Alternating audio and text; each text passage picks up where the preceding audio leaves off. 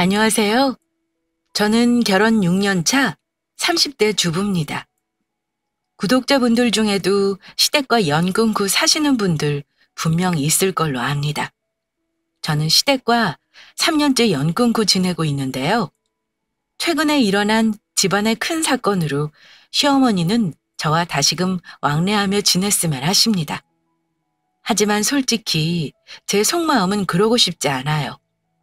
그동안 전적으로 내 편을 들어주던 남편은 저 마음대로 하라고 하긴 해요. 하지만 남편은 시동생과는 가끔 연락하고 지내는 것 같긴 합니다. 사실 답은 정해져 있는 것 같아요. 제가 내키지 않으면 예전처럼 맘 편히 살면 그만인 거죠. 저는 6년 전 29살 때 3살 많은 남편과 결혼했어요. 혼전 임신으로 결혼해 6개월 있다가 출산했습니다. 솔직히 말해 결혼할 때 속상한 거 많았어요. 왜냐면 시어머니가 저를 며느리감으로 그다지 탐탁치 않게 여기셨기 때문입니다. 그나마 시아버지 사랑은 며느리라고 아버지 때문에 조금은 견딜 수 있었지만 시댁과 연 끊고 나서는 그냥 시아버지에게도 따로 연락하지 않고 살았습니다. 어머니는 저를 홀대하고 무시한 것뿐만 아니라 대단한 둘째 며느님과 차별까지 하신 분이에요. 그래서 결혼 초반에 마음고생을 꽤나 많이 했습니다. 제가 만삭 때쯤 둘째 시동생이 결혼하겠다며 신부감을 데려왔을 때입니다. 처음 인사하는 자리니 저도 당연히 남편과 함께 시댁에서 예비동서를 만났어요. 그런데 제가 인사 갔을 때와는 사뭇 다른 분위기와 대우에 어쩔 수 없는 서운함을 느꼈습니다. 어머니는 예비동서가 집에 들어올 때부터 버선발로 마중을 나가 반가워하셨습니다. 아이고, 어서 와요. 우리 하준이한테 얘기 많이 들었어요. 둘이 만난 지 얼마 되지도 않았는데 이렇게 큰 결심을 하고 내가 얼마나 좋은지 몰라. 어머니 안녕하세요. 처음 뵙겠습니다. 박정희라고 해요. 어머니가 그토록 예비동서를 반가워한 데는 이유가 있습니다. 시동생은 예비동서를 결혼정보 업체를 통해 만났다고 들었어요. 시동생은 엄청 똑똑한 사람이에요. 국가직 사무관인데 대학 졸업하자마자 합격했고 바로 임용되어 남편보다 일찍 사회생활 시작했다 들었습니다. 몇 번 맞선을 본다 싶었더니 금방 결혼을 결정하더라고요. 어머니는 큰아들은 대기업 연구원에 둘째 아들은 사무관인 걸 평생 자랑으로 생각하시는 분인데 둘째 며느리까지 의사라고 하니 아주 어깨가 하늘로 치솟았습니다. 예비동서 위에서 좋아하는 음식을 사전에 알아내시고는 상다리가 부러지도록 상을 차리셨어요. 그리고 만삭인 저에게 아침부터 와서 일을 돕게 했습니다. 얼마나 대단한 사람인지 궁금했는데 실제로 보니 키도 크고 세련된 인상에 딱 봐도 보통 인상은 아닌 것 같았습니다. 그러니 독하게 공부도 했고 그 어렵다는 의사도 된 거겠죠? 거기다 집까지 잘 산다고 하니 저랑은 여러모로 많이 비교가 되긴 하더라고요. 제 친정은 그냥 평범한 집안이었거든요. 저도 학벌이 대단한 것도 아니었고요. 그나마 초등학교 교사라는 직업 빼면 굳이 내세울 것도 없었어요. 가족 소개를 했는데 알고 보니 예비동서는 저와 나이가 동갑이었습니다. 저는 반가워서 앞으로 잘 지내자고 먼저 친근하게 말을 했어요. 그런데 그때 동서의 표정과 눈빛에서 뭔지 모를 위화감을 느꼈습니다. 뭐랄까, 저를 좀 경계한다는 느낌이랄까요?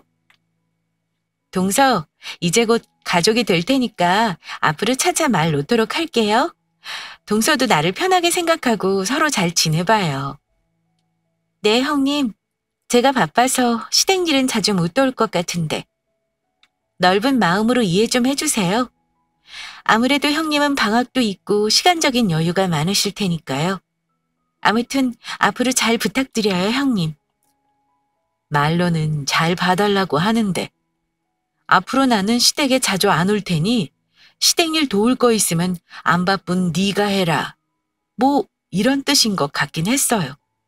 웃음을 띤 얼굴이었지만 왠지 모르게 살벌함을 느꼈고요. 예비동서가 그렇게 말하니까 어머니는 옆에서 뭐라고 하셨냐면요. 네 형님이 다 할 거니까 너는 아무 걱정 말고 병원 일 해도 돼. 얘도 시집 와서 별로 한 것도 없어. 나는 시집살이 시키는 시어머니 절대 아니다.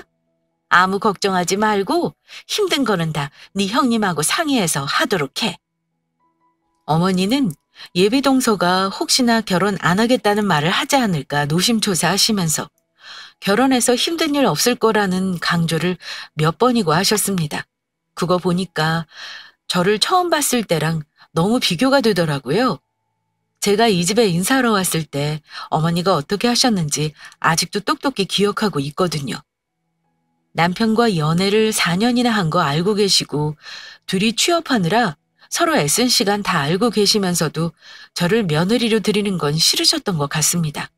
아마 저보다 더 나은 조건의 며느리를 원하셨던 것 같아요. 요즘에는 결혼 전에 아이 가지는 거 흉도 아니라고 하지만 어머니는 오히려 그걸 더 얄밉게 생각하셨습니다. 갑자기 아들을 빼앗기는 기분이라며 대놓고 저한테 혀까지 차면서 이렇게 말씀하셨으니까요.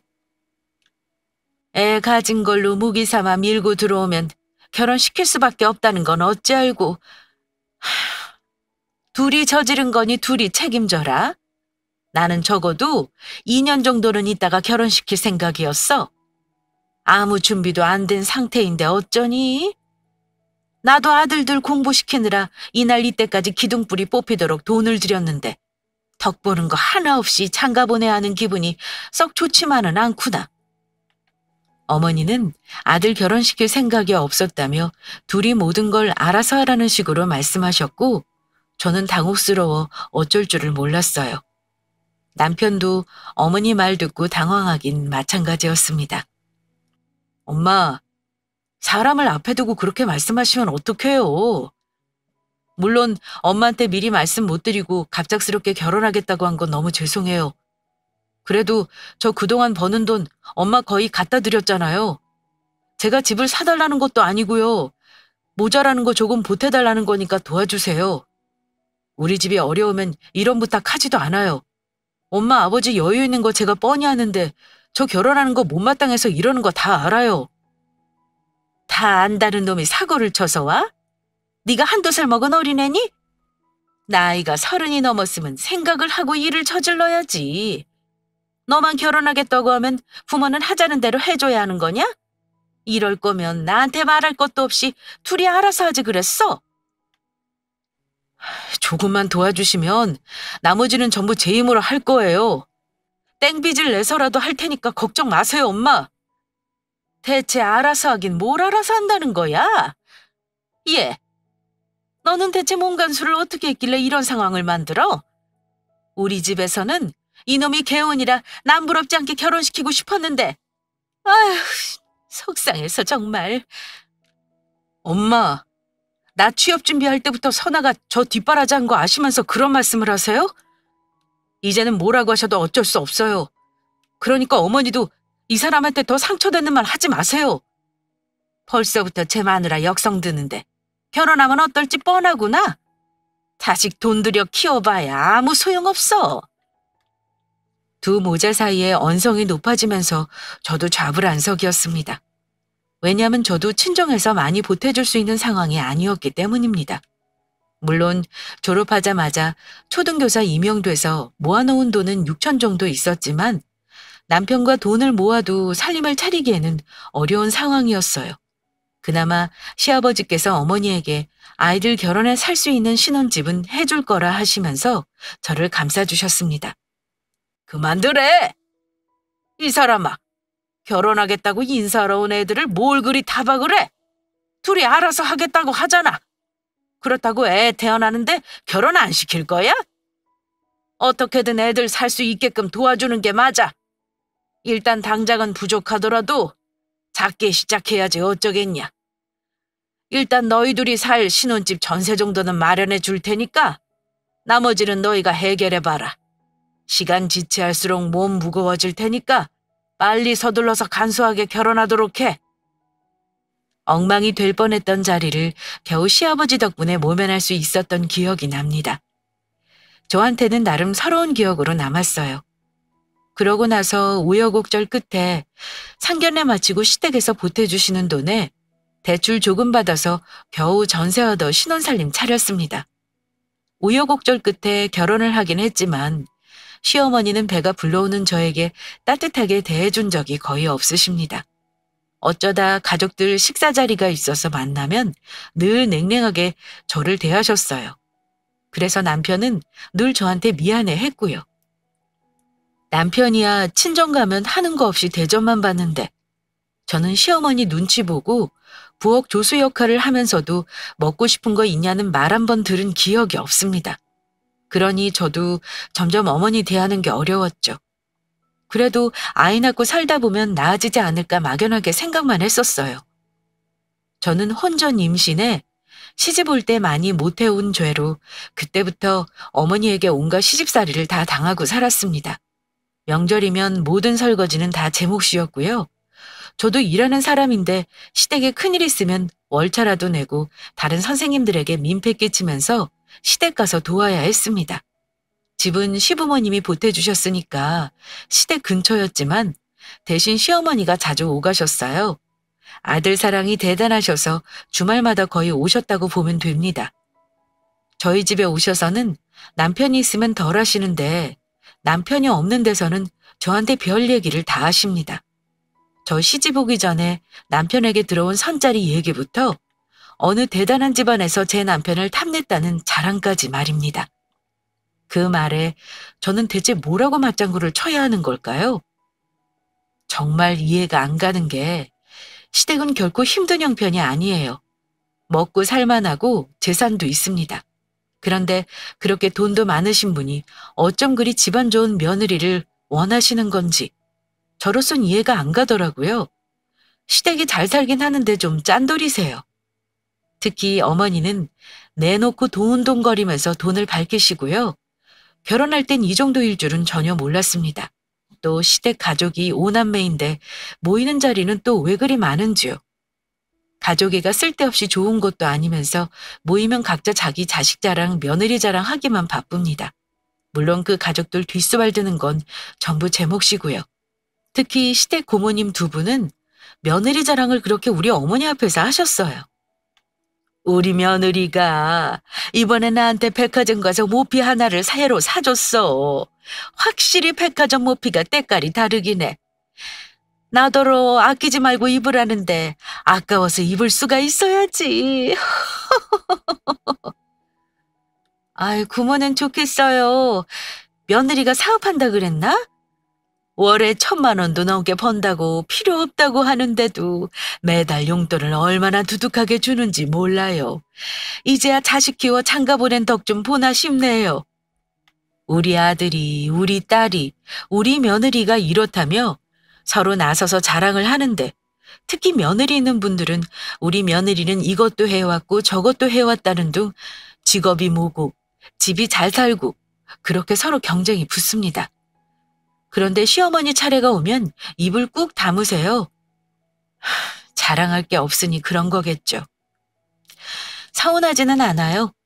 근데 제가 민망할 정도로 입을 꾹 다물고 계시니 그런 건 좀 상처가 되더라고요. 그러다가 시동생이 결혼한다고 하니 어머니 관심은 온통 예비동서에게 집중되었습니다. 게다가 의사 며느리라니 어머니가 오죽하셨겠어요?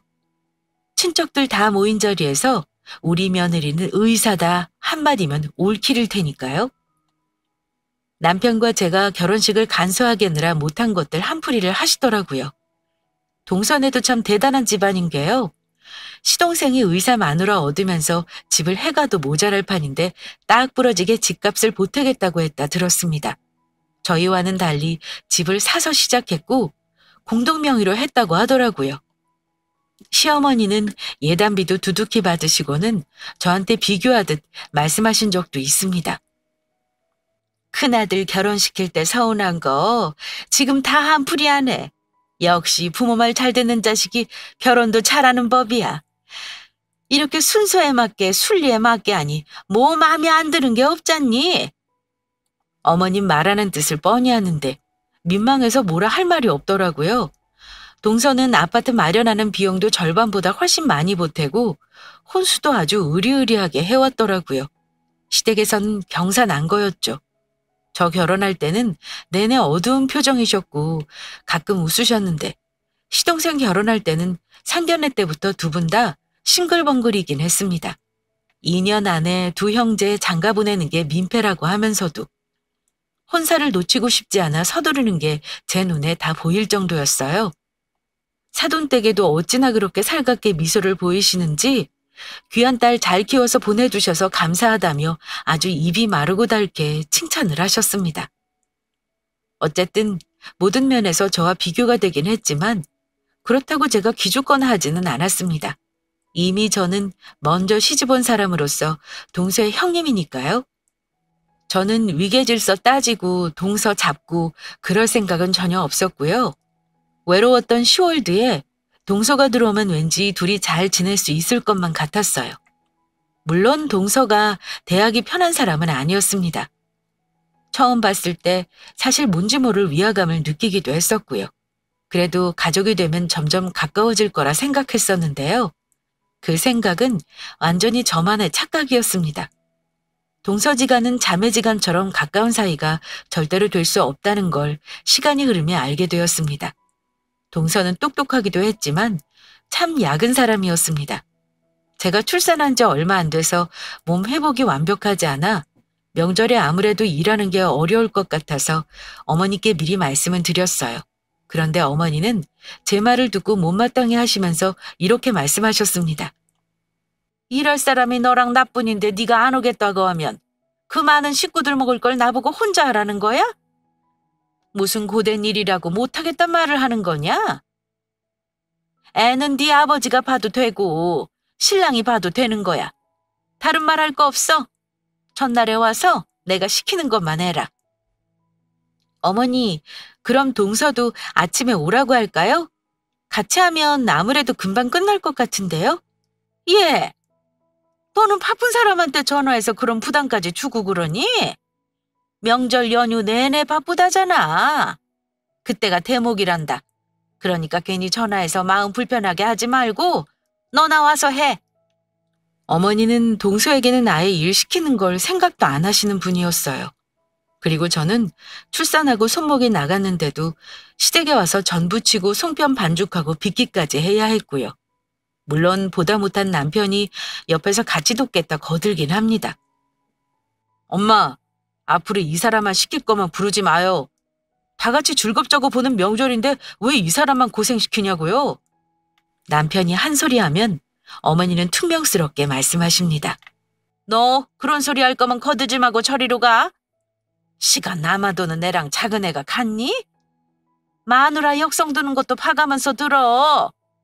이건 며느리가 당연히 할 일이야. 둘째를 내가 일부러 안 시키는 게 아니야. 바쁜데 어쩌겠냐. 형우 없는 애도 아니고 매번 파리바리 싸가지고 와서 미안하다고 하지 않니? 그 정도는 형님이 네가 이해해줘야지. 네, 어머니. 동서 바쁜 거 다 아는데요, 뭐. 당신도 그만해. 당신이 그럴수록 내 입장만 더 곤란해지는 거 몰라? 같이 하면 금방 끝내잖아. 남편이 제 편을 들어도 별 도움이 안 되는 상황이었어요. 저녁까지 음식 장만하고 집에 돌아갔다가 새벽같이 시댁에 와도 동서는 늘 도착 전입니다. 아침 차례 지내기 딱 30분 전에 시동생과 와서는 앞치마를 두르고 딱 접시만 나릅니다. 어머니는 동서가 그 정도 일하는 것도 아까우신 듯 상 치우고 밥상 차리면 저한테는 그러지 않으시면서 동서한테는 이러십니다. 이제 그만하고 너도 앉아서 얼른 먹어. 아침에 밥도 안 먹고 나왔을 거 아니니. 그럼 동서는 마다하지 않고 두말 없이 자기 숟가락 젓가락 챙겨서 시동생 옆에 딱 앉아서 저한테 이렇게 말합니다. 형님, 저는 묵국에 고기는 빼주세요. 조금만 먹을게요. 얄밉지만 어쩔 수 있나요. 갖다 줄 수밖에요. 남편은 아기를 봐주느라 저를 도와주지는 못하는 상황인데 어쩜 제가 자리에 앉으려고만 하면 반찬들을 비우는지 내내 이거 모자라다 저거 갖다 달라. 저는 제대로 밥도 못 먹습니다. 앉아서 이제 먹어볼까 하면 어머니가 이러세요. 예! 다들 먹었으니까 접시 대충 치우고 사과랑 배 좀 깎아봐. 식구들 많으니까 3개씩 깎아라. 그럼 저는 또 상에 있는 그릇을 대충 정리하고 과일을 깎아냅니다.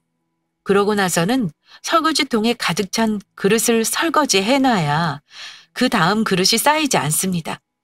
제가 이 모든 일을 하는 동안 저를 신경 쓰는 사람은 남편 하나뿐입니다. 남편이 아이를 저한테 넘겨주면서 앉아서 잠깐 쉬라고 해주고 쌓인 설거지를 하러 부엌에 가면 어머니는 차마 아들을 말리지는 못하지만 싫은 기색을 하시며 저를 쳐다보십니다. 뭐가 그리 힘들다고 아들을 시키냐 하는 얼굴로 말입니다. 어머니도 어머니지만 동서는 똑똑한 사람이면서 정말 모르는 건지 모르는 척 하는 건지 밥상머리에서 어머니 음식 솜씨만 칭찬하면서 먹기만 합니다. 제가 깎아내오는 과일도 야무지게 먹고 일어나서는 커피는 자기가 내리겠다고 하더군요. 그렇게 커피까지 마시고 나서 동서가 시동생에게 눈짓을 하면 시동생은 주섬주섬 일어나 이럽니다. 엄마, 우리 이만 가볼게요. 나도 처갓집 좀 가봐야죠. 이렇게 말합니다. 아이고 그래. 내가 너무 눈치 없이 붙잡고 있었나 보다. 얼른들 일어나서 가봐. 하며 동선에는 자기 친정네로 가버립니다. 저는 그 다음 시고모님들과 친척들 상을 한 번 더 봐주고 나서야 친정으로 출발할 수 있고요. 그런데 이게 한두 번이 아니라 매번 명절 때마다 이러더라고요. 그뿐만이 아닙니다. 매번 어버이날이며 부모님 생신 때가 되면 도서는 뭐든 돈으로 때우려고 하고 점점 저를 무시하는 듯한 태도를 보이기도 했습니다. 이게 참 은근히 기분 나쁜 게 뭐냐면요. 물론 동서가 돈을 잘 버니 저희보다 여유로운 건 맞아요. 그런데 동서가 들어온 다음부터 일은 제가 더 많이 하는데 동서가 금전적으로 맏며느리 역할을 하는 것 같아서 기분이 썩 좋지가 않습니다. 제가 윗사람인데도요. 뭔가 제 자리를 뺏긴 것 같은 느낌이랄까요? 이런 말하면 제가 동서를 시샘하고 속이 꼬인 형님 아니냐 할까봐 남편에게도 말을 못합니다. 은근히 말이나 행동으로 저를 무시하는 듯해도 내가 과민 반응일 수도 있겠다는 생각으로 애써 이해하고 넘긴 적도 많아요. 그러다가 한번 제가 동서 때문에 마음이 상해 시댁에 가지 않겠다 결심한 일이 일어났습니다. 어머니 생신 때 온 가족이 모였을 때였어요. 시어머니는 생일은 절대 외식을 안 하십니다. 꼭 며느리에게 상을 받으려고 하시는 분이세요. 꼭 일주일 전부터 전화를 하셔서 메뉴까지 다 정해줍니다. 동서랑 어머니 생신 어쩔 건지 상의하려고 연락했는데 아니나 다를까 동서는 바빠서 음식을 못한다고 하더라고요. 형님, 그날 야간 진료해야 해서요. 어머니 댁에 늦게라도 갈 수 있으면 갈게요. 주말로 좀 당겨서 하면 좋으련만. 대신 제가 100만 원 보내드릴 테니까 어머니 좋아하시는 거 사서 장만하시고요. 남은 건 형님 수고비로 하세요. 뭐? 동서, 수고비는 무슨... 나 혼자 음식 많이도 못해. 같이 하는 거 아니면 나도 간단히 할 거야. 돈 그렇게 많이 줄 필요 없어. 반반 보태서 하자. 아니에요. 그냥 받아 놓으세요. 형님이나 아주버님 월급 뻔히 아는데 부담되잖아요. 제가 어머니 용돈 두둑히 드릴 테니까 그렇게 아시고요. 대신 저 편하게 좀 살게요. 병원 일도 바쁜데 솔직히 우리 어머니 너무 오라가라 하시는 것 같아서 부담돼요. 이렇게 대놓고 가기 싫다는 말을 하더라고요. 결국 저 혼자 어머니 생신상 준비하고 차리기까지 했습니다. 늦은 시간에 시동생 부부가 도착했는데 동서가 일이 힘들었는지 피곤해 보이긴 하더라고요. 시동생이 배고프다길래 제가 또 상 한 번 더 차려줬고요. 다 먹고 나서 상을 치우는데 동서는 또 소파에 기대앉아서 핸드폰만 들여다보고 있더라고요. 제가 과일을 깎으려고 동서에게 부탁을 좀 했습니다. 동서, 내가 과일 깎을 테니까 설거지 좀 해줄래? 둘이 먹은 것만 하면 되니까 많지도 않아. 그런데 동서가 제 말을 듣고는 잔뜩 짜증이 난 표정으로 형님, 아까 돈 드린 거 의미를 잘 모르시는 건가 봐요. 저 이런 거 하기 싫으니까 형님한테 부탁하는 의미로 돈 두둑히 드린 거예요. 이런 건 형님이 하셔야죠. 저 종일 환자 보다 온 사람이에요. 이러더니 갑자기 가방을 열어 지갑에서 지폐를 꺼내는 겁니다. 형님, 이거 드릴게요. 저 지금 일어날 기운도 없어서요. 설거지는 형님이 좀 해주세요. 혹시 모자라나요? 모자라면 더 드릴게요. 이러면서 저한테 5만 원짜리 2장을 내미는데 순간 자존심이 너무 상한 겁니다. 동서, 이게 뭐 하는 짓이야? 내가 이 집 파출부니? 힘들면 그냥 진심으로 부탁을 하면 되는 거지. 이 돈은 뭐야? 대체 날 뭘로 보길래 이러는 거야? 이제껏 한 번도 언성을 높이거나 화를 낸 적 없는 제가 큰 소리를 내니까 동서도 당황하는 듯 했습니다. 형님, 왜 화를 내고 그러세요? 나는 그냥 형님 살림에 조금이라도 도움드리려고 그런 건데 기왕 하는 거 보상이 있으면 좋잖아요. 혹시 모자라서 그러시는 거예요? 기가 막혀서 정말. 동서는 내가 형님이라는 걸 가끔 잊는 것 같아. 내가 이 돈 받고 동서 하라는 대로 움직여야 하는 사람이야? 어디서 이런 걸 배운 거야? 동서는 내가 그렇게 우습나 봐? 이깟 10만 원 주고 설거지를 하라니? 그런데 그때 시어머니가 끼어드셔서는 저를 막 나무라시더라고요. 너 이깟 설거지 하나 하기 싫어서 아랫동서를 쥐잡듯 참니? 그만해! 하기 싫으면 하지 마. 내가 할 거다. 왜 이 좋은 날 집에서 큰 소리 나게 만드는 거냐? 저는 어머니 생신인 거 생각해서 나중에 따로 동서와 얘기를 해야겠다 마음 먹고 일단 참았습니다. 그런데 그때 남편이 갑자기 끼어들어서는 이러더라고요. 여보, 일어서 집에 가게. 이제 그만하자. 저한테 이러더니 아이와 저를 챙겨서 나가려고 하는 겁니다. 시어머니랑 시동생 내외 모두 놀랐죠. 아니 얘가 갑자기 또 왜 이래? 네 마누라한테 싫은 소리 한마디 해서 그러는 거냐? 어머니가 이러시는데 남편이 화가 났는지 언성을 높였습니다. 어머니, 진짜 우리한테 왜 이러세요? 보자 하니까 진짜 너무들 하네요. 진짜 재수 씨도 그러는 거 아닙니다. 우리 집사람이 만만해요? 나한테 시집와서 아기 낳고 엄마 말 한 번 거역한 적 없는 사람이에요. 근데 어머니는 가만 보면 재수 씨만 며느리고 우리 집사람은 그냥 일하는 몸종 취급하는 것 같네요? 그럼 더 이상 내가 이 집에 올 이유가 없죠. 다시는 안 올 거니까 어머니가 좋아하는 의사 며느리 끼고 재미나게 사세요. 여보 가자. 여기 이제 다시는 안 올 거야. 남편은 제가 뭐라 말릴 새도 없이 제 손을 끌고 한 팔에는 아기를 안고 시집에서 나와버렸습니다. 남편은 제 핸드폰을 빼앗아 직접 시어머니와 아버지 전화번호를 차단해버렸고요. 자기가 막아줄 테니 전화 오는 거 아무것도 받지 말라고 신신당부를 하더라고요. 그때 이후로 저는 시댁과 왕래하지 않고 지냈습니다. 남편 주도하에 시댁과 연을 끊는 건 생각보다 편하더라고요. 처음에는 왠지 모르게 마음이 불편하기도 했어요. 그런데 사람 마음이 정말 웃긴 게요. 일주일 지나고 한 달이 지나고 또 3달이 지나가니까 너무 편하다는 생각이 들면서 정말 이렇게 살아도 되겠다 싶은 거예요. 특히 그 시간 동안 저를 되돌아봤을 때 왜 내가 어머니한테 결혼할 때부터 무시받고 결혼했어도 며느리 대접 못 받고 살았나 하는 생각이 들었습니다. 하나하나 기억을 떠올려 보니까 화나는 일이 너무 많은 거예요. 왜 그때그때 표현하고 넘어가지 못했는지 제가 너무 바보같이 느껴질 정도였습니다. 그렇게 한 반년이 흘렀어요. 물론 그 기간 동안 어머니가 저희 집에 찾아와 남편과 크게 말다툼 한 적도 있었고요. 어머니는 저를 노려보면서 딱 이렇게 말씀하셨습니다. 네 년이 부모 자식 영 끊어놓은 줄이나 알아. 내가 처음부터 마음에 안 드는 게 다 이유가 있었던 거다. 이러시길래 저도 너무 기분 나빠서 한마디 했습니다. 제가 끊어놓은 게 아니고요. 어머니가 자초하신 거예요. 그동안 제가 며느리돌이 안 한 게 있나요? 저 어머니가 시키는 거 군말 없이 다 한 사람이에요. 어머니가 더 잘 아시잖아요. 동서랑 비교하는 거 좋아하시니까 한번 잘 생각해 보세요. 저 오늘 이후로는 다시는 어머니 댁에 안 갈 거니 그렇게 아시고요. 어머니는 막말을 하시고 돌아가셨는데 저도 그때 어머니에게 오만정이 다 떨어져 버렸습니다. 아이 커가는 거 보여주기도 이제는 싫더라고요.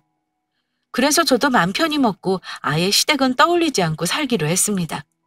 동서네나 어머니 댁이 물리적으로 가까운 거리지만 희한하게 마주치는 일은 또 없더라고요. 그렇게 평화로운 나날을 보내고 있는데 정말 웃긴 일이 생겼습니다. 하늘 아래 비밀은 없다는 말이 정말 맞는 게요. 제가 동서의 추악한 비밀을 우연히 알게 된 사건이 있었거든요. 평소에는 한 번도 마주친 적 없는 동서를 전혀 예상치 못한 장소에서 목격했는데요. 제가 매일 아기와 산책 겸 가는 공원의 한 카페에 앉아 있는데 동서가 웬 남자와 지나가는 걸 봤습니다. 그런데 시동생이 아닌 다른 남자의 손을 잡고 있는 거예요. 동서는 당연히 저를 보지 못했고요.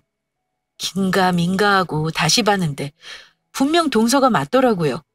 동서가 멀어져 가는 걸 보고 저는 몰래 뒤를 쫓았는데요. 둘이 보통 사이가 아닌 것 같았어요. 그 공원이 동서네 병원 근처였는데 점심시간에 잠깐 나온 듯 했습니다. 저는 동서가 눈치채지 못하게 몰래 뒤를 밟았는데요. 그 둘은 동서가 일하는 병원 건물로 같이 들어가는 듯 했습니다.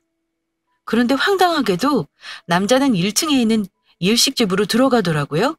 그 둘은 제가 뒤를 밟고 있는 줄은 상상도 못했는지 살짝 입맞춤까지 하며 헤어졌고 저는 그 모든 모습을 동영상에 담았습니다. 내가 지금 뭘 본 건지 뭔가 보면 안 되는 큰 비밀을 본 것 같아서 가슴이 두근 반 세근 반 뛰더군요. 그 뒤로 며칠간 몰래 같은 시간에 나와서 그 둘을 살펴봤는데 거의 매일 같은 시간에 둘이 데이트를 즐기더라고요. 둘이 하는 짓거리로 봐서는 보통 사이는 절대 아니었습니다. 저는 그때 고민이 빠졌어요. 비밀로 해줘야 하는 건지 모든 걸 시댁에 밝혀야 하는 건지 말입니다. 남편에게는 다 말했어요. 그랬더니 그래도 자기 동생 생각을 하는지 화를 내더라고요. 여우 같은 년 하나한테 다 속았네. 내 동생만 불쌍하게 됐구먼. 당신 마음대로 해. 가서 어머니한테 재수 씨 실체 다 까발리는 것도 좋겠네. 어머니도 그렇게 철석같이 믿는 둘째 며느리가 어떤 짓을 하고 다니는지 알아야지. 남편은 당연히 모두가 진실을 알아야 한다면서 펄펄 뛰었습니다. 그래서 저는 시어머니 집으로 당당하게 찾아갔어요. 근데 저 혼자 가면 안 될 것 같더라고요. 동서도 당사자이니 알아야 하는 게 맞죠. 그래서 동서에게 제가 찍은 사진 한 장 보내주고 시댁으로 오라고 문자 날렸습니다. 그랬더니 제 전화통이 불이 나더라고요. 누군지 뻔하죠. 동서였습니다. 저는 전화를 받지 않고 시댁으로 갔어요. 어머니는 제가 수그리려고 온 줄 아시는 것 같더라고요. 이제 네 잘못을 좀 알겠니? 일단 왔으니 앉아서 얘기해봐라. 이러시길래 제가 그랬습니다. 먼저 제 용건부터 말씀드릴까요? 지금 동서도 열심히 여기로 오는 중일 텐데요. 뭐 어차피 알게 되실 거니까 이거 먼저 보셔야겠어요. 저는 어머니에게 핸드폰에 저장된 동서 영상과 사진부터 보여줬습니다. 이게 뭐냐, 이거 우리 둘째 아가 아니냐? 네, 어머니 아끼는 둘째 며느님이요. 이렇게 대낮에 같은 건물 식당 주인이랑 바람을 피우고 다니더라고요. 어떠세요, 어머니? 그렇게 아끼던 며느리가 이런 짓 하고 다닌다는 거 아시고도 우리 이쁜 며느님이란 소리 나오시나요? 너 이거 대체 어떻게 안 거니? 이거 우리 둘째 맞아? 확실한 거야? 어머니 눈으로 보시고도 그러세요? 제가 더 크게 확대라도 해드려 볼까요? 확실히 동서 맞아요. 이러실까봐 제가 동영상까지 찍어놨잖아요. 같이 손잡고 뽀뽀까지 하는데 어머니 눈에는 이게 보통 사이로 보이세요? 어머니가 다시금 제 핸드폰을 들여다보시면서 어쩔 줄 몰라 하시는데 초인종이 다급하게 울리더라고요. 누군지 뻔했죠. 저는 얼른 문을 열어줬습니다. 그랬더니 동서가 헐레벌떡 뛰어들어오더니 대뜸 소리를 지르더라고요. 형님, 대체 뭐예요? 왜 사람 뒤를 밟는 거예요? 그거 어머니 보여드렸어요? 형님 정말 미친 거 아니에요? 그래, 동서 말대로 오늘 나 한번 미친년 돼보려고. 그동안 내가 아무 말도 안 하니까 찍소리도 못하는 바보로 알았니? 돈 많다고 나 은근히 깔보는 거 내가 모를 줄 알았어? 근데 동서, 이제 어쩔 거야? 어머니가 동서 무슨 짓 하고 다니는지 다 아셨는데 말이야? 그때 어머니는 충격받은 모습으로 현관 앞에 서 있는 저와 동서에게 다가오셨습니다. 둘째 너, 이게 사실이냐? 내가 본 건 분명히 네가 맞아. 네 년이 감히 우리 아들을 속이고 이런 짓을 해? 대체 언제부터 그런 거냐? 어머니, 제가 다 설명할게요. 어머니가 생각하시는 그러는 거 아니에요. 형님이 고의로 저 모함하는 거라고요. 예전부터 저 샘내고 질투하는 거 아시잖아요. 지금도 그렇다는 거 모르세요? 아무리 재주가 좋아도 둘이 입 붙어먹은 것까지 큰애가 꾸미는 게 가능한 일이야? 끝까지 나를 속이려 두는구나. 너 인연, 감히 우리 집안을 이렇게 속이고 뒤통수를 쳐? 어머니는 점점 언성을 높이시더니 급기야 동서의 머리채까지 붙들었습니다. 동서는 쥐은재가 있어서 힘으로 반항도 못하고 머리채를 잡히고서 어머니가 흔드는 대로 몸을 휘청거렸습니다. 저는 말리지 않았어요. 이 다음은 둘이서 결론을 낼 일이니까요. 어머니, 이거 놓고 얘기하세요. 아파요. 제가 오죽하면 딴 놈 만나겠어요. 어머니 아들 겉만 멀쩡했지 쓸모도 없다고요. 그게 제 잘못이에요? 그런데 어머니는 동서의 그 말을 듣자 갑자기 성난 용처럼 얼굴이 벌개지더니 동서 머리채를 마구 잡아 흔드셨습니다. 너 인연이 뭐고 어쩌고 어째? 그렇다고 가정 있는 여자가 딴 놈한테 눈을 돌려도 되는 거냐? 이년아, 너는 우리 집 식구로 있을 자격이 없다. 당장 내 아들하고 갈라서. 어머니가 그렇게 말 안 해도 갈라설 생각이네요. 이거 놓으시라고요. 동서는 머리채를 잡고 있는 어머니 손을 뿌리쳤고 어머니는 휘청거리더니 바닥에 꼬리뼈를 찍고 넘어졌습니다. 아이고, 나 죽네. 아이고, 아파라. 전현이 노인네를 치네. 예, 너는 뭘 그렇게 보고만 있어? 아이고, 아파라. 아무래도 잘못 넘어진 것 같다. 잘못 넘어지셨는지 아픔을 호소하시는데 동서는 그 틈을 타 가방을 챙겨 나가려고 하더라고요. 다시는 저 이 집에 안 와요. 어머니 말대로 이혼할 테니까 그런 줄 아세요. 동서, 누가 유책 배우자인지 알지? 그 아파트 공동명의라며. 위자료 두둑이 준비해놔. 나는 이 동영상 동서 남편한테 넘길게. 형님, 정말 너무하세요.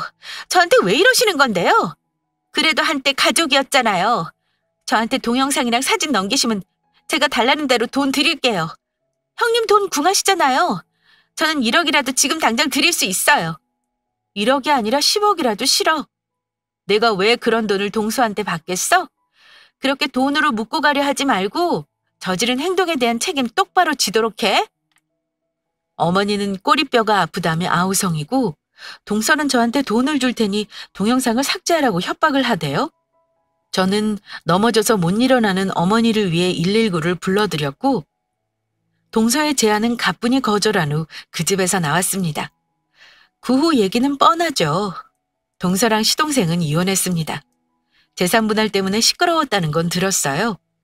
동서는 결국 위자료 억소리 나게 물어주고 이혼했다고 했고 시동생이 열받아서 상간남 소송까지 하고 있다고 들었습니다. 어머니는 꼬리뼈에 금이 가서 한동안 못 움직이셨다고 하네요. 남편은 어쩔 수 없이 동생 뒷수습하는 걸 돕긴 했습니다. 어머니는 그제야 남편과 저한테 미안하다는 말을 하셨다고는 해요. 근데 저한테 직접 사과는 하지 않으셨습니다. 어머니는 끝까지 저한테는 미안하다고 안 하실 거라는 거 잘 압니다. 그래서 저는 어머니와 앞으로도 왕래할 생각은 없어요. 남편도 저 상처받은 거 알기 때문에 하고 싶은 대로 하라고 한 거고요. 집안 화목한 거 당연히 좋죠. 하지만 제 행복을 저당 잡히면서 억지로 다시 10월 뒤에 입성하고 싶지는 않습니다. 남편은 어쩔 수 없이 시동생과 연락을 하는 것 같긴 해요. 하지만 남편도 어머니한테는 쌓인 감정이 아직 많아서인지 별로 왕래하고 싶어 하지 않는 눈치예요. 어머니는 아들에게는 미안하다는 말이 나오면서도 며느리인 저한테는 끝까지 그 말 한마디가 어려우셨나 봐요. 그거 보니 저도 그전보다 더 마음이 차게 식어버렸습니다. 못된 동서 하나 그 집에서 정리해 준 걸로 마지막 며느리 도리는 다 했다고 생각해요. 이번 일로 느낀 게 하나 있다면요. 가족 때문에 받은 스트레스를 받는 것보다는 그냥 안 보고 사는 게 우리 가족을 위해 더 나은 선택이 될 수도 있다는 겁니다. 저는 마음 편히 사는 게 좋아요. 다행히 남편이 내 편이니 앞으로도 시댁과는 연락 끊고 살려고요. 제 사연은 여기까지입니다. 재밌게 들어주셨다면 좋겠네요. 싫은 사람 안 보고 사는 게 정신 건강에 좋다는 거 마지막으로 말씀드리고 제 사연 마치겠습니다. 감사합니다.